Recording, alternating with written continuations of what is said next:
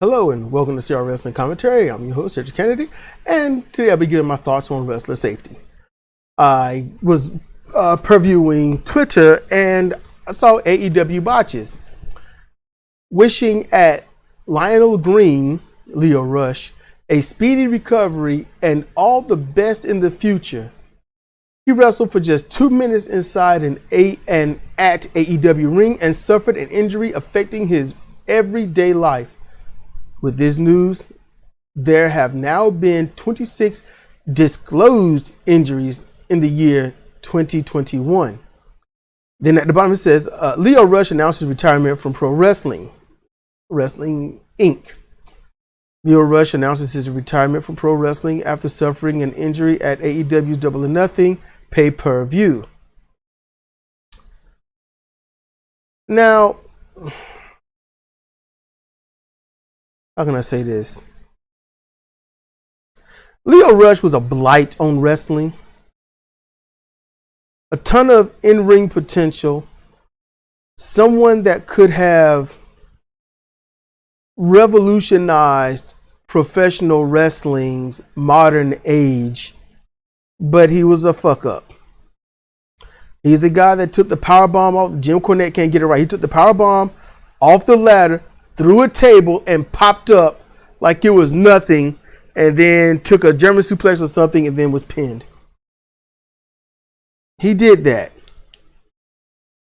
So in front of everybody in the world, you literally say, hey, you know what? This is nothing. It didn't hurt. I'm cool. And so when people do take these bumps, these moves, these maneuvers, they can and often do get hurt. Wrestlers are generally trained to sort of play it off anyway. That didn't hurt. You know, that's the idea, to keep the match going. Wrestlers will no sell legit injuries just to keep it going. So it still works in the realm of, you don't know when it's real or when it's fake.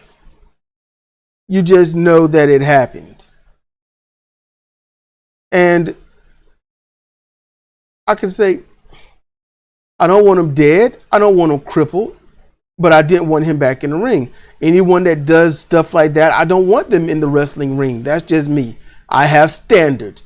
And when you don't have standards, you don't have safety. And we don't have safety, you get allegedly 26 people hurt in 1 year's time. And I'm going to tell you right now, during the NWA days, watching that on late night on Channel 12 at midnight, watched it for years. I can't recall seeing wrestlers just gone from an injury consistently. I don't recall that. I saw them every night. Every Friday night at 12 o'clock on Channel 12. And that's where I saw Sting and Flair for the first time. I was a little bit stunned seeing that 26. But let's think about this. Think of how many wrestling deaths have come out of New Japan Pro Wrestling. Very few. Very few. Hashimoto Shinya, he's one. Misahara Misawa, that's another. Very few injuries came from in-ring work. When it comes to Consejo Mundial de Lucha Libre, I think they when it comes to deaths, it's like 3 that I can think of off the top of my head, although there might be more. I don't follow all of this stuff too closely, and that turns you off. My bad, I'm not a wrestling stalker. All right, keep that in mind. Sorry, I'm not a wrestling stalker. That's so sarcastic. I don't mean that apology at all. That's a backhand apology. If y'all want to know, that's an actual backhanded apology. I'm sorry if that's a backhanded apology. WWF/E going on which era, because they got out of many lawsuits and stuff by saying that was WWF. We are not that, so we can't be charged for that. Ergo, you can only say what's happened during the reign of WWE. And a lot of the wrestlers have had concussions. It happened in the NWA days and other days. Yeah, it happened. Concussions happen. Why? Because when wrestlers take those body slams and suplexes and backdrops and certain spills, not so much the chair shots, they smack their heads. Their heads bop up and down. It shakes their brain. Concussion. Chair shots don't necessarily do that. Not necessarily. You don't know how to deliver them properly, is going to be bad. Chairs usually hit like the flat of the shoulder to make it really loud, not to give away too many things. But still, that's usually what happens. Hitting the upper back area, not so much the head.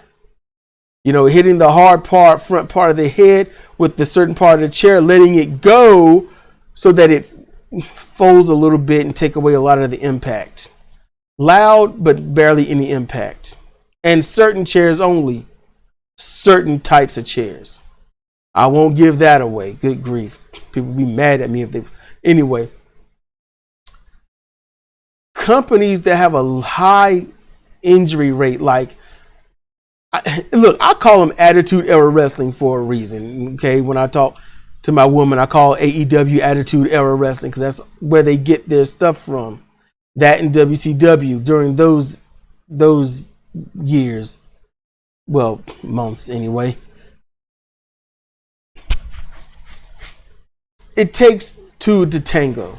Okay? So it is clear that the company itself does not care about the wrestler. They don't care. Their talent. There's someone to hopefully put some butts in some seats, make some money off of it, and move on. That's how the promoters and whatnot see it. They don't see someone trying to feed their family, take care of themselves, have a career entertaining people and doing something good for society as a whole. They don't see that. They just see, hey, can this person make me more money? And how can I use this person to make me more money? The problem isn't the promoter. The problem is the wrestler. The wrestler they have freedom. It takes two to tango, so there is a back and forth on responsibility here. But if I were a wrestler and I'm trying to make it big and I want to get seen on the national scene, I would really have to think about it. I'm going to a company where they average double digits. They average in the 10s and 20s of people injured in a year's time, on average per year. I mean, when you think about it, when you get to 26, that is an injury every 2 weeks on average. Every 2 weeks, somebody's getting hurt. That's not to say, hey, look, you could have gone 6 months without an injury, and all of a sudden they start racking up that, but since we don't know, we do the average. That's how we do it. 52 weeks a year, 26 injuries, 26 times 2 is 52. There you go. So an injury every 2 weeks. And I would have to think, I don't know if that's worth it. I don't think that's worth it. That's scary. That is scary. I've seen people e-begging on Twitter trying to get a job somewhere with these promotions. I would look, I think I'm going to go to the safest company. I want to go to the company with the least amount of injuries. I think that's the wisest thing you can do. I'm talking to those that may hear this. That's why that's one reason why I'm putting it on Twitter as well. I don't like putting these on Twitter. I just rather put it on YouTube and let it go. But I'm going to put this one up on Twitter. Y'all think about what you're doing. You get seen, but then you just might not be able to wrestle after you've been seen. And then if you get in wrestler safety, it should also go into how you are used on that show? Is what they're going to do make sense? Do you have something that makes sense? Something that you can get behind? Something that you would like to do? Something that actually makes sense in the real world, portrayed in the wrestling ring, that people on the outside look at and say, you know what? I believe that. I believe that.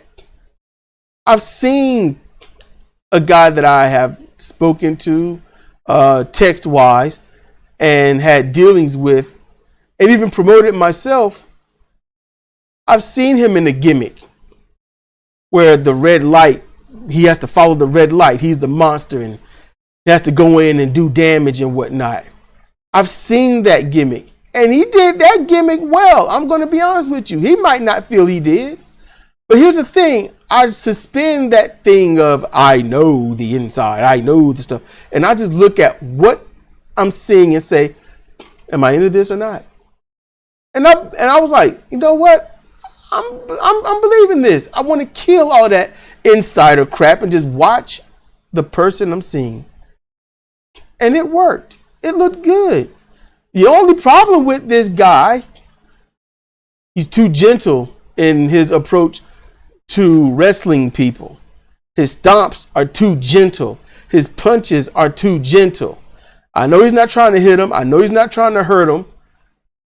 But it looks like that you're not trying to hit him and you're not trying to hurt him.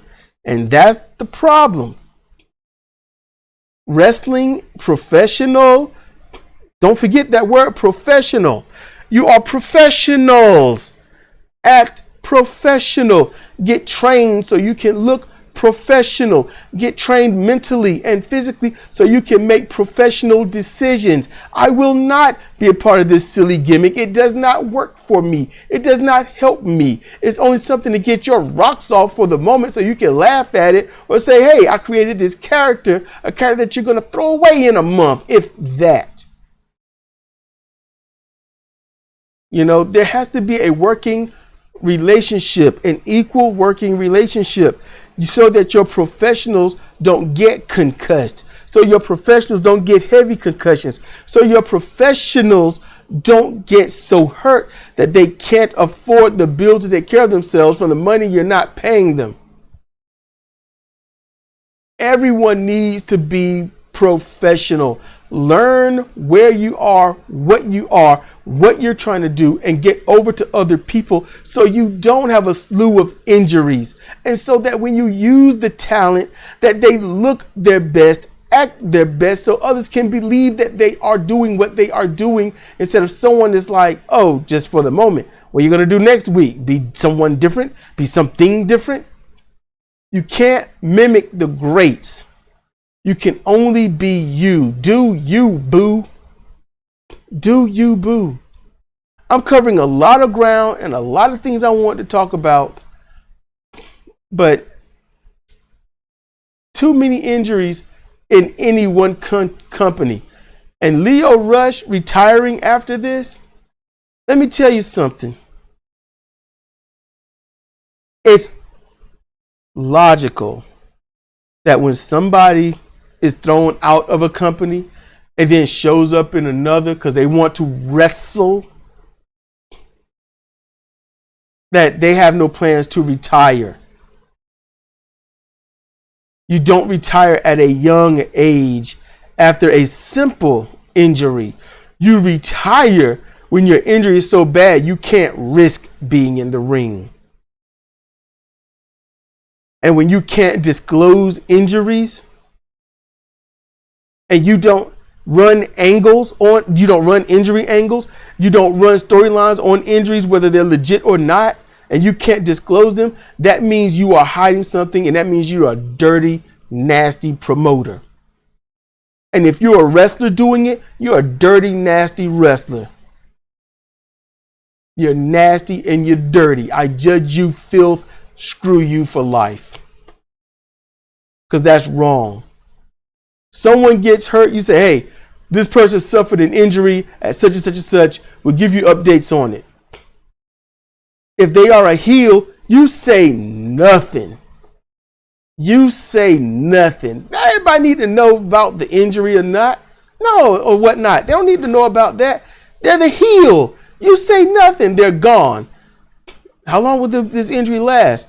Oh, well, you'll be fully recovered in about, 3 months. Okay, give it 4. Give it 4 months. Get your rehab in, get your strength back up, get your endurance back up, and we're going to package this as you making a comeback. You was out for a while because we'll make up some kind of storyline for why you've been gone. And now that person is the one that you got to get back at. Turn them to a face that way, or keep him as a heel. You put me out, or yada, whatever, something you could come up with. It could be anything. Honestly, I got so many storylines in my head, I don't want to throw any out because there might be some person that I know of hearing it. They'll just steal my idea and claim it as their own, as they've done 100 times already and screwed it up each time. God damn it. Don't steal my idea. At least do it right. That's just dumb and lazy. Keep your wrestlers safe. Pay them well, not lavishly. You have to have money that keeps you afloat, them afloat, and back up for when things starts to tank. That's what you need. And when your wrestlers get hurt, that's your responsibility as the promoter. That's your responsibility. You're the one that let them do these stupid moves. You're the one that let them do these silly gimmicks. You're the ones that allow the untrained to do things that only a trained person should do.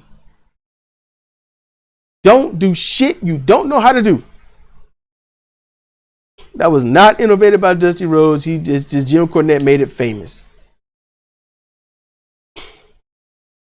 You as a wrestler and you as a promoter need to help each other. You need to help each other not have so many injuries.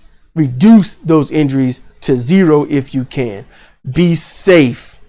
Practice safe wrestling. All right? Don't Mick Foley your career. Let Mick Foley be Mick Foley. There should only be one Mick Foley. You do your thing and do it safe. Get good at it. Be a Tim Storm. Be a Nick Aldis. Be Al Snow. Be D'Lo Brown. Yeah, I know what happened, with draws and whatnot. That was a freak accident, and I literally stricken that from the record. Freak accidents don't count. Like the Tiger Feint kick by Rey Mysterio, and then the guy died. Or it was the drop kick from the Injury drop kick that did it. It was one of them that did it. It was just a freak accident. It's a freak accident. Those don't need to really count. Because anything could have happened. Don't know what it was. But I'm going to tell you this. I'm going to get up out of here. We live in a world where everybody wants to see wrestlers safe. So it's sort of a woke culture of wrestler safety and decency and all that stuff. So when someone gets hurt, whether it's a heel or a face or a neutral thereof, one of the other two, everyone gets concerned and worried. That kills any heel gimmick, and it'll bolster any face gimmick. It'll turn a heel to a face, so when the heel comes back being the bad guy, no one buys into it. They're just happy to be back and they're cheering the bad guy. That has never been good for business. So learn what those have done before you. Learn it. Be better by it.